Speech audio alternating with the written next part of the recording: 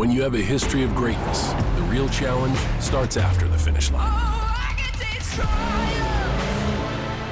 with the heart of a lion. When victory alone isn't enough, you chase something greater, no matter how difficult the path, on the dirt, in the sand, and beyond. The new 2024 Ridgeline Passport and Pilot, part of our most rugged trail sport lineup yet. From Honda.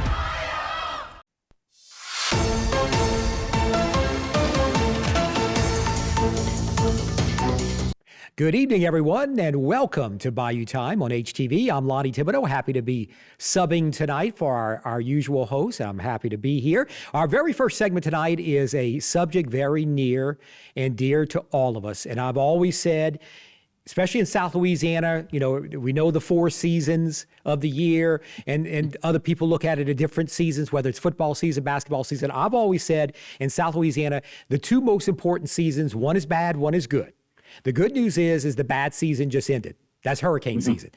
The good news is the other half of the year, not quite half, but the other half is crawfish season. So that's what we're going to talk about tonight. We're very happy to have with us Todd Fontenot, who's an extension agent with the LSU Ag Center. And Todd is happy. We're happy to have you with us. Thank you.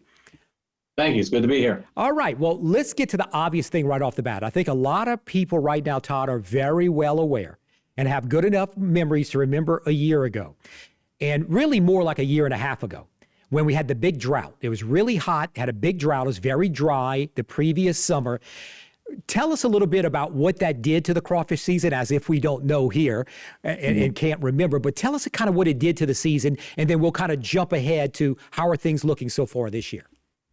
Okay. Well, so last year, we, as everyone remembers, unfortunately, we experienced some very hot temperatures from July through through August, September, and October.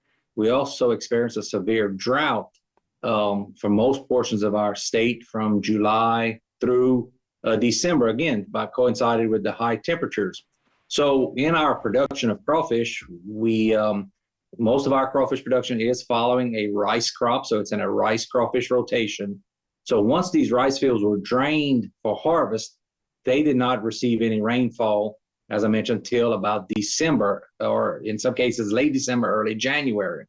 Some producers were able to flush or wet their stubble to try to at least keep that stubble alive, but we were experiencing such high temperatures and no rain conditions. We were experiencing problems with our burrows, where the crawfish burrow in the levees or the surrounding parts of the field. Those areas were getting so dry, and as they got drier, they got more compact. And then at that point, the crawfish, once the fields were flooded up in October for production, they were not able to burrow out of their burrows that are anywhere from 24 to 48 inches or sometimes deeper.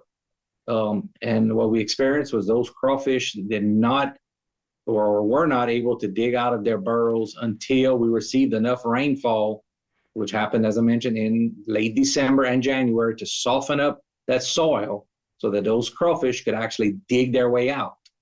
Once they were able to dig their way out, many of them were in poor body condition. They had been burrowed longer than they're typically burrowed, so they had used up their body reserves. Also, they are having their young that's hatched by that time, and the female crawfish will eat her young in order to survive.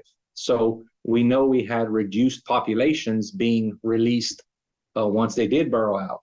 But there were many burrows that were most likely compromised due to different soil types, caused cracking when it got so severely dry. And once a burrow cracks or the soil cracks open, that moisture or humidity that is needed for that burrow crawfish is lost, and then they most likely just died.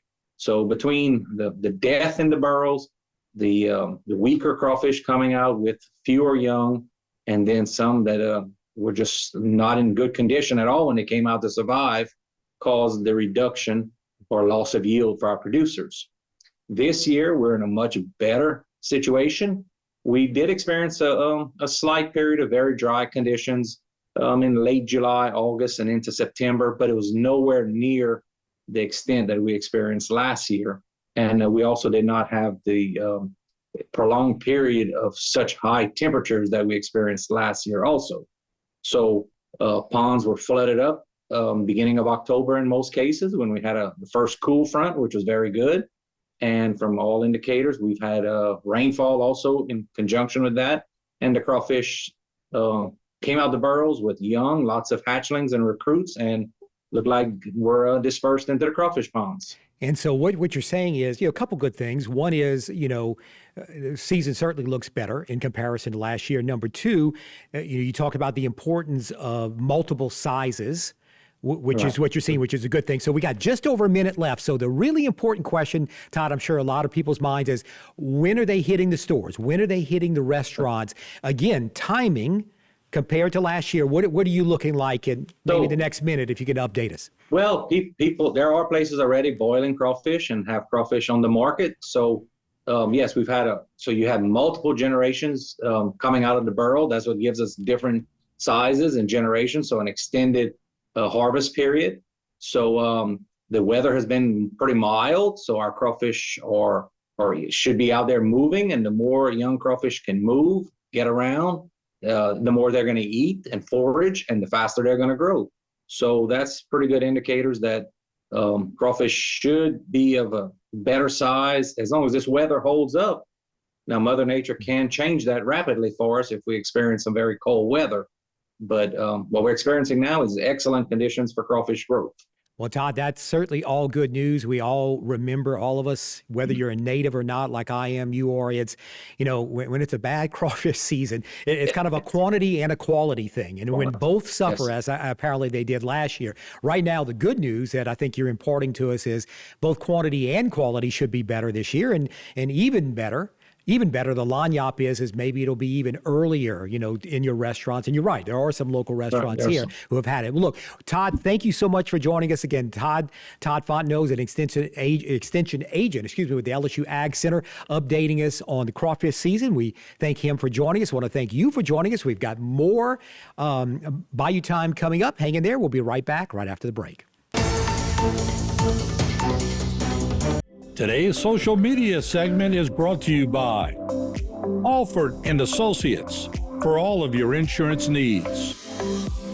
CIS, Cardiovascular Institute of the South, the highest quality cardiovascular care available. Barker Honda, the Barker family tradition of quality.